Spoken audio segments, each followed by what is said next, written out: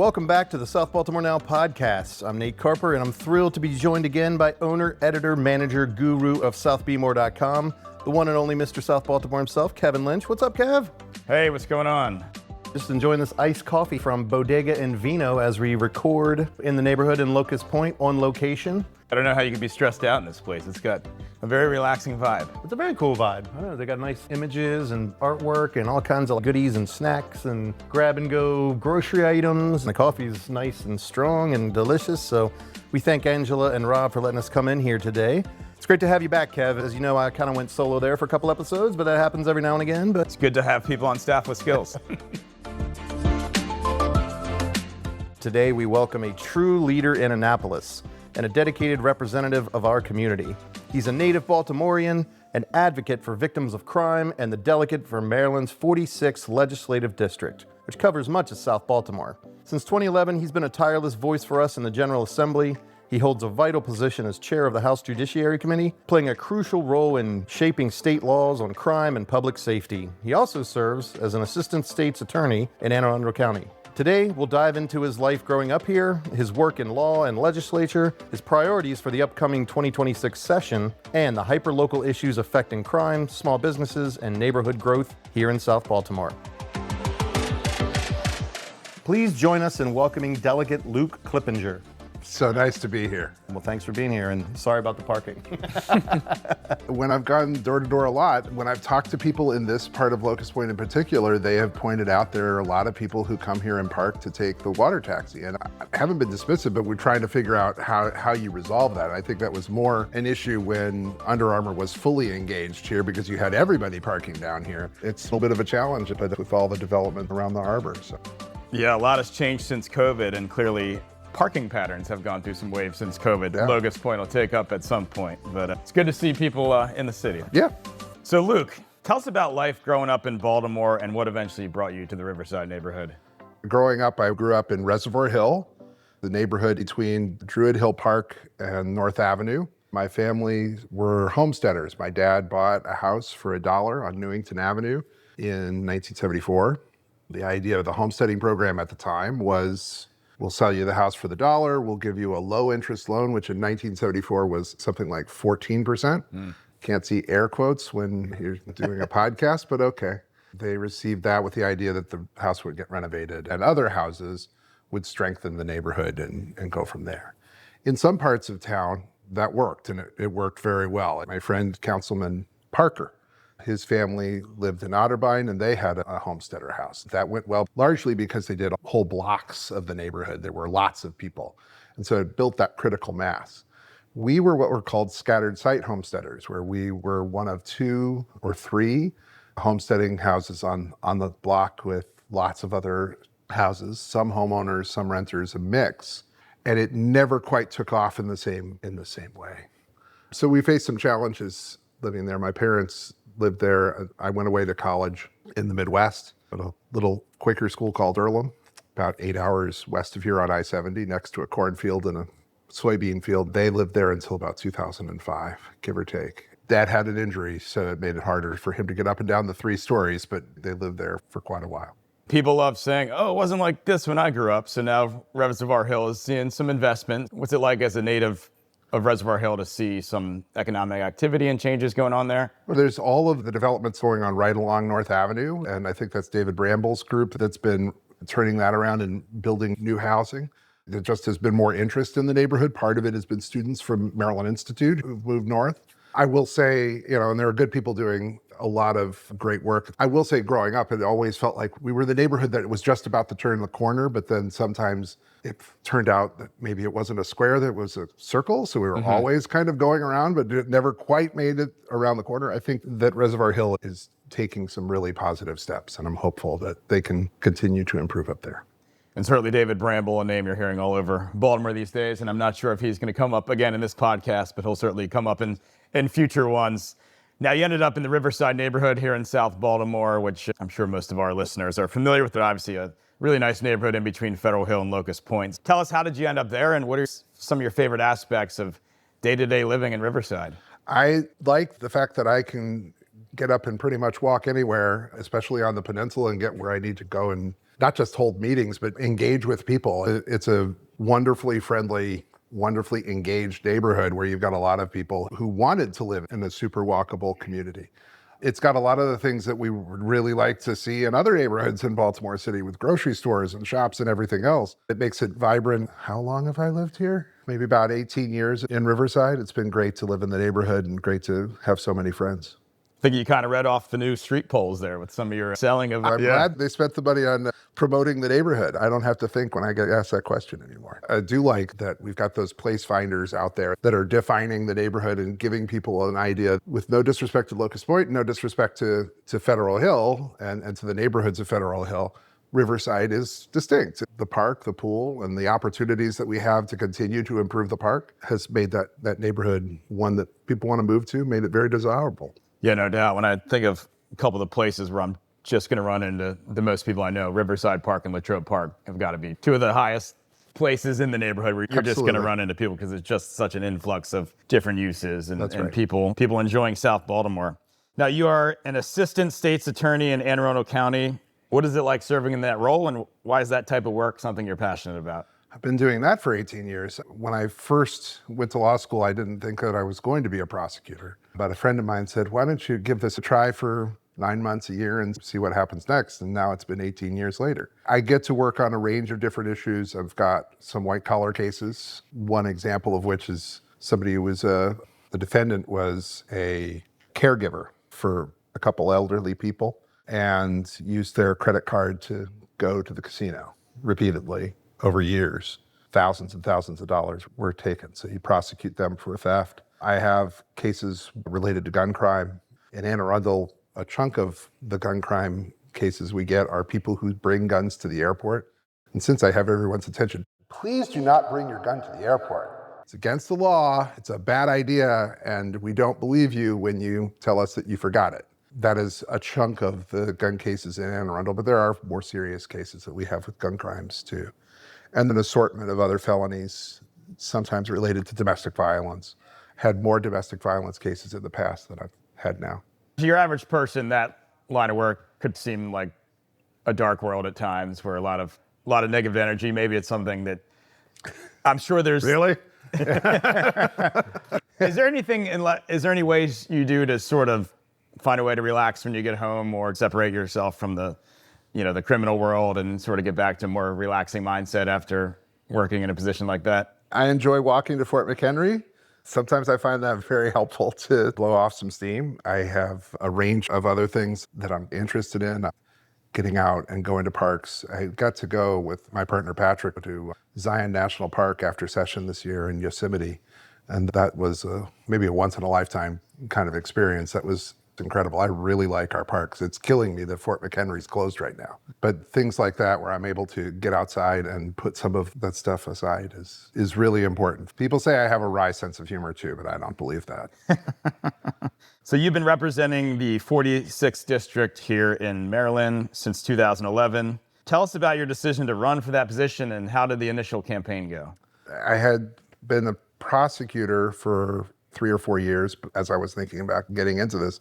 I had been involved in politics, and I worked for a member of Congress in Southern Indiana. I had grown up interested in the politics of the city, and it wasn't a summer job. I wasn't paid for it, but I think my mom discovered that Mary Pat Clark, who was running for city council president in 1987, always needed somebody to stuff envelopes back when we did that kind of thing. And so she learned she could drop me off with a couple bucks during the summer and let me go help them out. I learned a lot about Baltimore. They had me knocking on doors all over the city. That was always something very, very interesting and engaging. I moved out from Baltimore, moved to the Midwest, got a different perspective on elections and politics.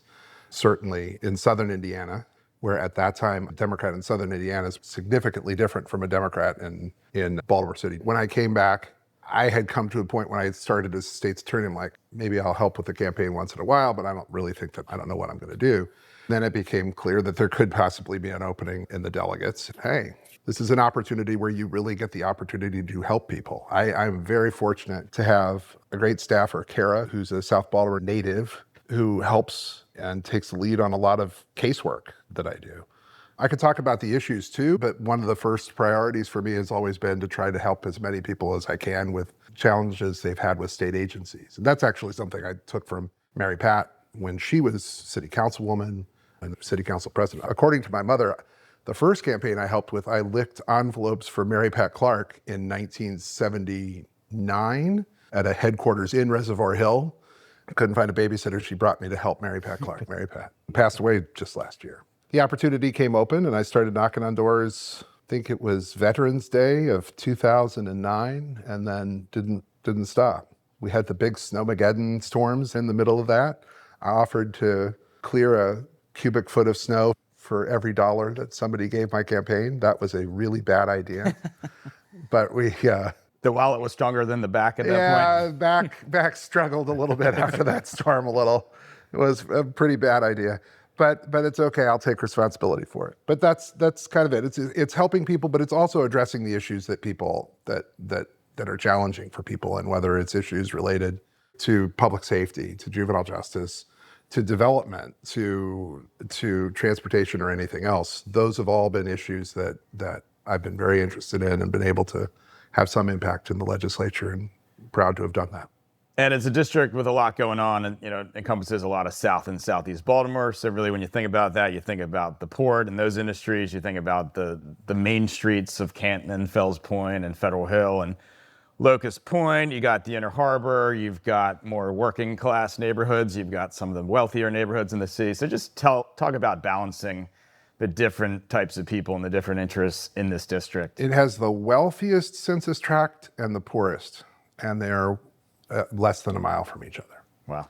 Look, the challenges, start from Curtis Bay. I mean, Curtis Bay and the challenges at the coal terminal, the impact of the coal terminal has been something. The coal terminal has impacted life in that part of the world for a long, long time.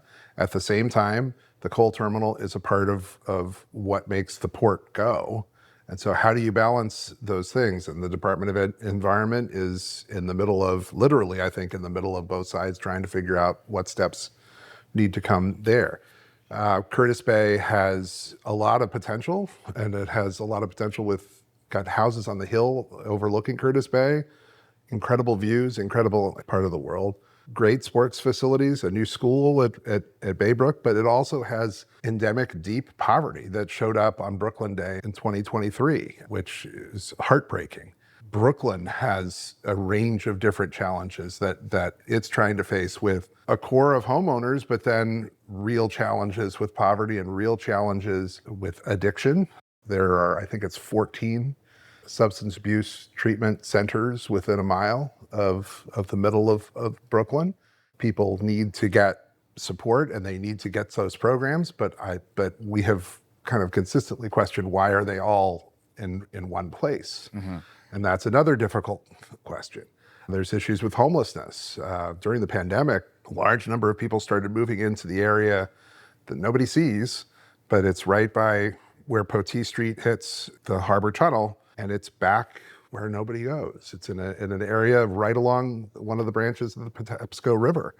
And there are hundreds of people living back there, and there still are hundreds of people living back there. You have great things that are happening in some of those neighborhoods. You go up to Cherry Hill, and you see the new schools that have been built there that has resulted in higher attendance rates and more engagement in communities. And they're very proud of the schools that are there, and have a great core of people who are pushing to keep those schools going. Lakeland has good things going for it with some of the improvements that have been made to that school. But these are the neighborhoods immediately to our south that we don't talk about a whole lot in this neighborhood. And so some of the challenge, I think that, and I will say, Brooklyn and Curtis Bay feel like they have been left out of the city and have felt that way for a long time. I'll admit, I don't know if anybody could engage enough, but that's part of having a team of people is we all make that effort. One of the good things going on in Brooklyn right now is, next to one of the most tragic things, we had the brand new playground that was burned down next to Marie Fairing School. Was built with the help of Kaboom. They do a lot of those playgrounds all the way across, mostly in neighborhoods in need. It's burned down, so we're gonna have to try and go back and rebuild that. But at the same time, Marie Fairing, which was bursting at the seams with kids, is expanding into an adjacent building. And they've been able to do that renovation in part because of work that the team did and that now Comptroller Learman to help build out that school. And they're not the only neighborhoods that have challenges. They're not they're the challenges in Pigtown. O'Donnell Heights has got another set of houses that they've broken ground for. There are other neighborhoods that have those added challenges, and it's not to minimize all of them, but to your point, with a long answer, how do you balance them? You try to engage as much as you can in those places, particularly in the places that sometimes aren't seen.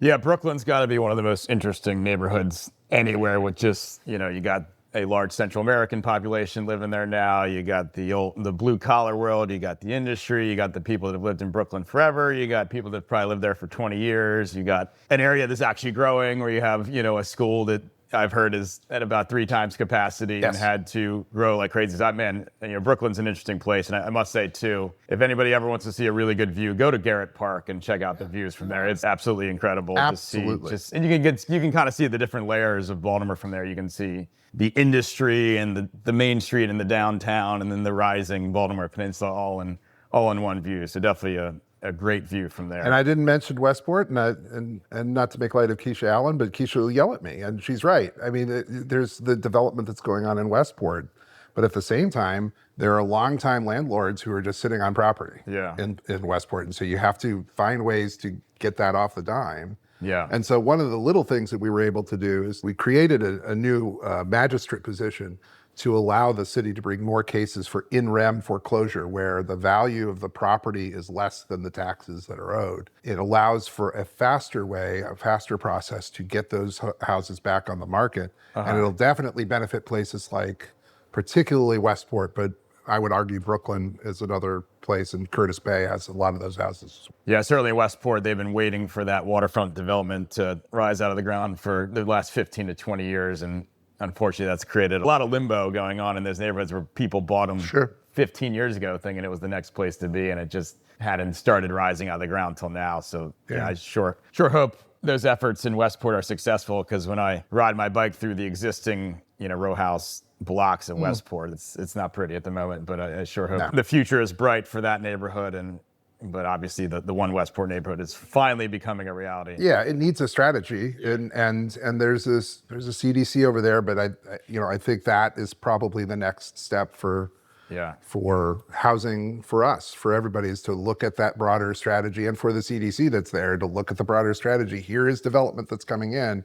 How can you spur development to spread into the neighborhood and to get some of these long-time properties that have just been landlord-held properties that they haven't done anything with it? Yeah. How do you address that issue?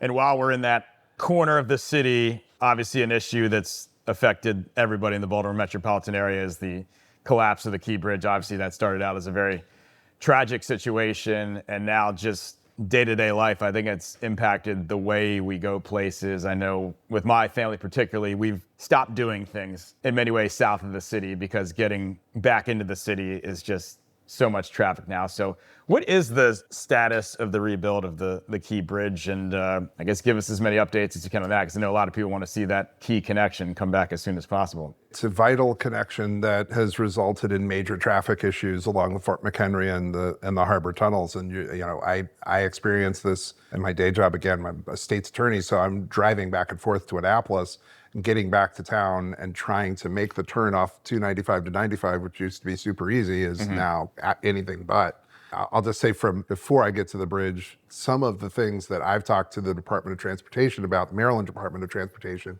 and I know they're working with City DOT, I think they may need to go back as these traffic patterns continue to evolve, as people are still trying to figure out how to get from A to B. They did a good job that you might not have noticed in some places, but a good job trying to make little investments to make traffic easier. The signs over the Hanover Street Bridge that tell you which lane you can use, and which they changed some of those, they fixed some of those, I think, along the way, to allow that to work a little bit better. One of the challenges, I think, is going to be synchronizing lights in between. I don't know if be able to do it from the Beltway all the way to 95, but that may be another way to help move traffic along. It's a challenge in Canton. That's City DOT, where the backups on O'Donnell and Boston Street, mostly with people leaving the city, they've always kind of been there because people were avoiding the tunnel, but at the same time now they're accentuated because now people are also jammed trying to get around the harbor a different way. As far as the bridge itself, the state has got its piece of the puzzle and did work on the engineering part of it, and they're tearing down the approaches on both sides now. The critical piece is to get through the remainder of the engineering and to, my understanding is, start to do some land acquisition. They need to do some on either side because the bridge is going to be taller than what it was before, so you need a little bit more room. I don't think that that's going to be that big of a problem, but they still need to go through that process. And I've learned to maybe stop predicting exactly when this thing is going to open up, but I'm hopeful by 29, but maybe sooner. But it requires funding. It's going to require support from the federal government. And it's too important for the regional economy. It's too important, I would argue, for the national economy, because the people that are using that bridge are truck drivers who are, in a large measure, lots and lots of trucks who are delivering things up and down the eastern seaboard. And so we need this work to continue and to get done as fast as we can. Yeah, there's no doubt. I'm sure everybody has their own stories about how the Key Bridge has impacted their life. And certainly you think about the businesses in Pasadena and Sparrows Point and how some of them have closed because there's just no way to easily get to those anymore. But yeah, we're all... Some of them are moving on one side of the harbor. So it's kind of reorganized some of these businesses as they're people who commonly use them, or they're just trying to get closer to where they need to be on both sides. And so that is an interesting sidelight. So the Maryland General Assembly always convenes in early January. So second Wednesday in January. There you go. Not that we're keeping track. Any issues, any topics you're super passionate about going into the 2026 session? Well, and as the chair of judiciary, the committee gets to deal with a lot of very challenging issues: criminal law, family law, juvenile law, and civil law. And there are a lot of really difficult issues that come up before us every year, and I'll touch on a few of them. And then there are issues before the legislature as a whole. I'll talk about that too. But one of the issues that I've focused on last year a great deal is not an issue that people talk about a whole lot, but it has a big impact on our entire criminal justice system. And that is people who have mental health issues who are arrested and brought into the criminal justice system, and how we get them treatment and how we get them the services that they need so that they're not necessarily coming back into the criminal justice system. Right now, there are 217 people, I think, as of Friday, statewide. Doesn't sound like a big number, but they are people who have been found not competent to stand trial. I'm oversimplifying this for all of my lawyers out there. Please don't jump down my throat. They don't understand the system that's in front of them. They may not be able to. They may suffer from a mental illness that's so significant that they can't truly comprehend. But they need mental health treatment. About 216 people who are sitting in local detention centers waiting for trial. And they're waiting because they've been found not competent for services from the Maryland Department of Health, who can provide those services, bring them to a level of competency or not. They can address those issues that they can address. There's no room at the Department of Health. There are no beds at the Department of Health to fill those spots. And they have struggled with trying to find ways to not necessarily move people through faster, but get people into the services that they need. The thing about the 216 is my committee took a look at it last year and went through and looked at all the cases what they were being held for. And just short of half of the time, they were people who were being held for a 90-day offense, for trespassing usually, but for a lower level misdemeanor, they're just being held. So by the time the bed became available, they've done their 90 days of the maximum sentence and out they go again, except they've received no treatment, no help, no nothing. So they've decompensated, but we're sending them actually out into the world worse than the way that they came in, if that's possible in some cases. The judiciary, the judges themselves, the state's attorneys and public defenders who normally fight on everything, they're kind of moving in the same direction. There's a lot of support for figuring out ways to keep people out of the system at the front end. Doesn't mean we're going to go and send them right back to where they were trespassing before, but it does mean you have to have some kind of place for people to go to get that mental health care. We've moved away from institutionalization, but we're now discovering you need to have some of those, at least short-term places, to get people in a place where then they are able to go forward. There are lots of groups working in this area.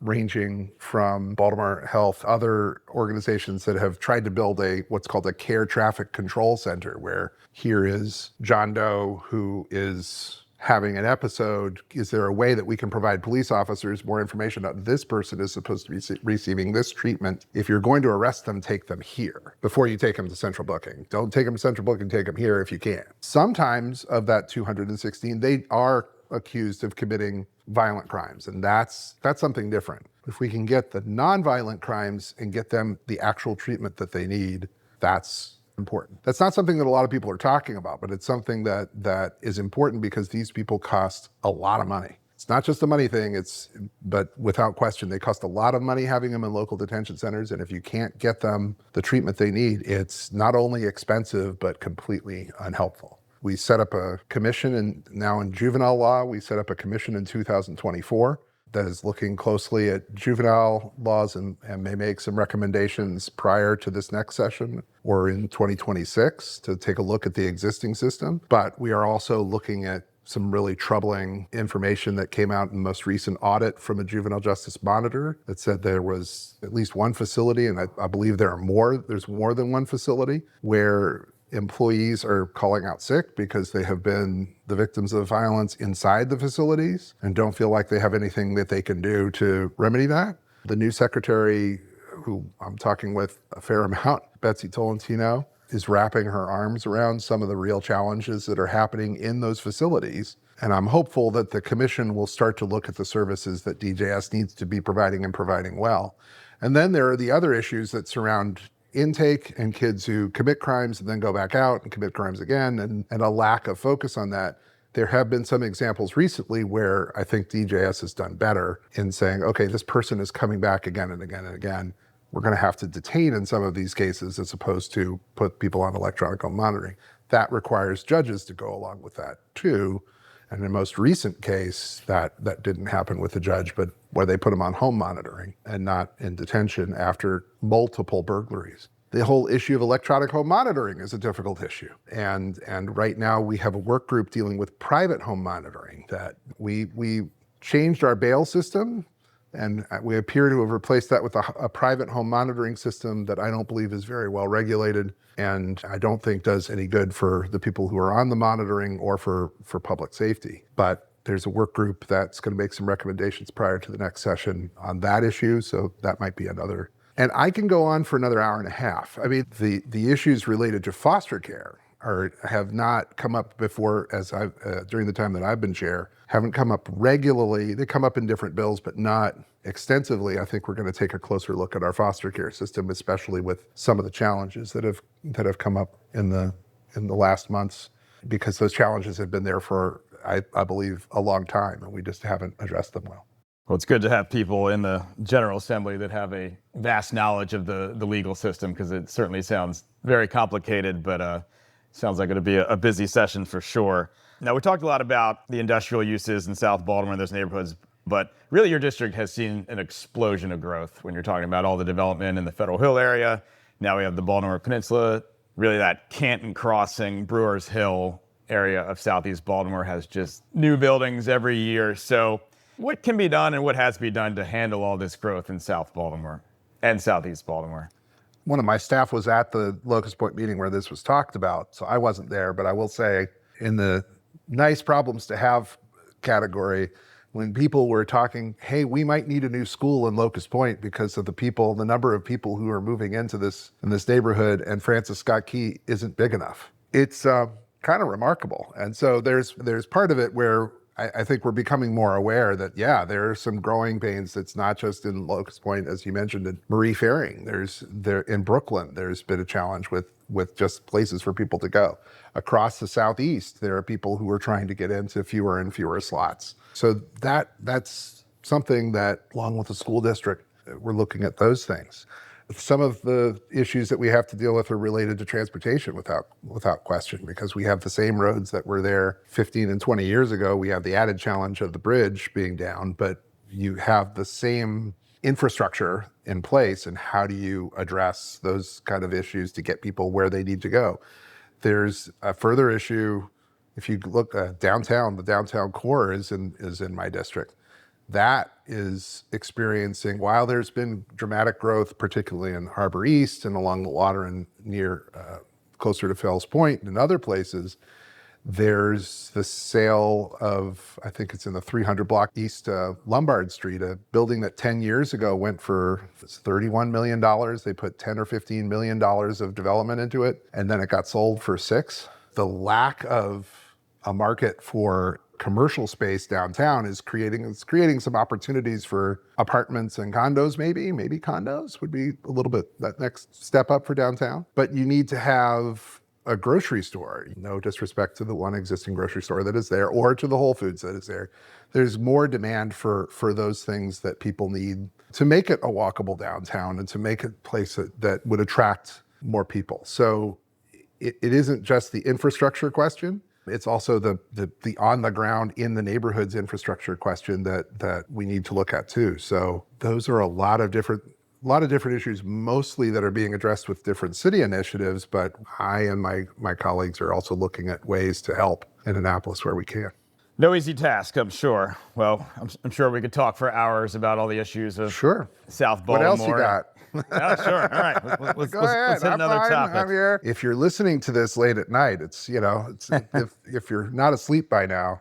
Let's talk about the small businesses of your district. Obviously, it's been an economic whirlwind since COVID for anybody with a small business. I know that myself. And obviously, part of what makes some of these neighborhoods so unique is the main streets, the small businesses, the ability to walk and get a coffee or an empanada or an ice cream or get your taxes done. Like I said, it's been a whirlwind since COVID with shutdowns and inflation and hiring issues and supply chain issues, all kinds of things. Are there any things you think could be done at the state level to maybe make life a little bit easier for small business owners at this time, or help some of our main streets thrive a little bit more?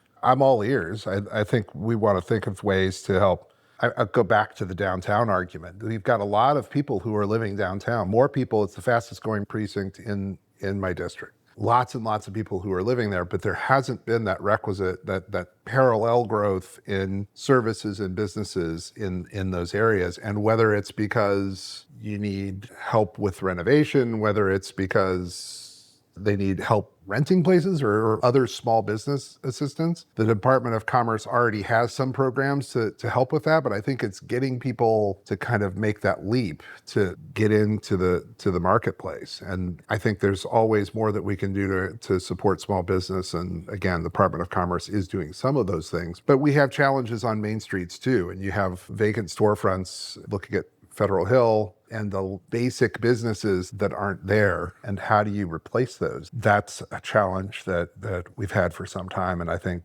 we're going to continue to have it, but I think it's going to be by getting people the resources that they need to be willing to make that leap. Yeah, and I'm sure some will tell you certain sectors of business are thriving too much in some of those areas. And well, let me go to another issue that certainly for the last 15 years that we've talked about a lot in different ways, but an issue of alcohol and issues related to alcohol, how it relates to Federal Hill and how it relates to quality of life. We have a licensing system. I think that we're approaching a time when we're going to need to take a look at how we license beer, wine, and liquor establishments. But we have in this district the largest number of liquor licenses of any legislative district anywhere in the state. There just are tons. And it's historical. It's because it's what these neighborhoods were. There was a corner bar, and those licenses have continued, and more licenses have come in. But what we have now, because of the continuing development and trying to meet the demand for, in some cases, still more licenses, we've got a patchwork of rules across even this legislative district, much less across the city, that have a disparate impact. And one of the things that I think we might want to look at in the future is one of those restrictions is First Precinct of the 23rd Ward, which goes from Ford Avenue to Henrietta and from Hanover to Light. And it covers the core of the Cross Street Market area. You're not allowed to bring a license from outside of that area into that area. I think it has stifled some growth of business, particularly restaurants, over time in that area as the value of those licenses to transfer them has become so high. It's made it very hard for people who want to be a restaurant to survive, and it has kind of pushed people towards the sale of more alcohol so that they can meet the costs of those liquor licenses. So we have the people who are already there who have paid to transfer those liquor licenses. We are seeing some other restaurants go away or struggle because of that issue. And so do we want to have a conversation? It's a conversation, what it could look like if we went a different way. I don't know what the different way is. And the moment that I start touching this 100 megawatt shock comes and hits me in the arm, and it's a difficult issue. But we're reaching a point where I think we've got to have that issue, because the more restaurants you have in that neighborhood, the easier it is for families to engage in that neighborhood. Some of the other businesses start to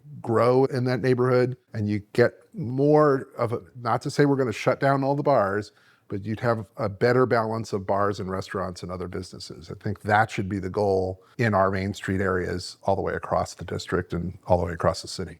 Yeah, if I were to sum up the complaints I get about Federal Hill, it'd be some combination of too many smoke shops, too many late night bars, too many nail salons. Those seem to be the three industries that seem to be thriving down there, and I certainly don't wish downfall of any person's business, but it seems like we're getting a ton of those things and less of your boutiques, less of your small grocers, less of your cafes. Delegate Rosenberg is seeing something similar in the 41st district, and he's raised an issue specifically on the smoke shops. I think we're starting to see those manifest in different ways, and I think that we might look at ways that the Alcohol, Tobacco, and Cannabis Commission can ensure that they are abiding by the laws that are already on the books for the sale of any kind of licensed substance, including cannabis. That I think if people are selling cannabis under the table, there are restrictions that we kept on the books that say that possession with intent to distribute cannabis is illegal. Those should be prosecuted. Yeah, I'm sure it's a Pandora's box, but it seems like there's a lot of cannabis adjacent products or light on the cannabis products that seem to be keeping a lot of these shops thriving, and I'm sure that's a $1 million conversation. But it seems like there's a lot of blurred lines, or at least blurred enforcement in some of those industries. But as I was walking around, 6 or 7 of those stores have popped up in Fells Point. A bunch of them have shown up in Fells Point and Federal Hill. I think that's getting our attention to, okay, do we need to expand regulation to these stores as well?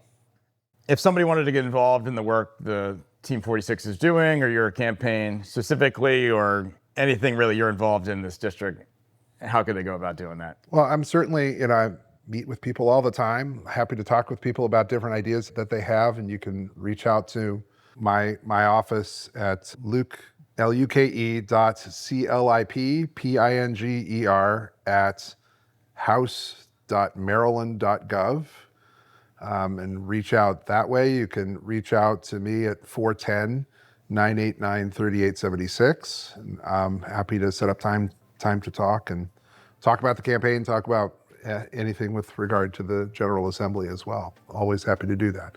If there are kids who are interested in maybe being a page, there are page positions that open up every year in the legislature. And sometimes we get people from the 46th district who participate in that program. That's fantastic for kids. And for college students, there are internships that my office offers, and are a different way to get a different view on the legislature during the time that we're in session. And many, many other ways to get engaged. Again, 410-989-3876. Well, thanks a lot for joining us. And next time Luke's walking down Ford Avenue, make sure you guys say hello. Thanks very much. Thank you, Luke. Really appreciate you being here. Thanks for tuning in and hanging out with us. Don't forget to hit that subscribe button, give us a review, and sign up for all the local news at southbmore.com.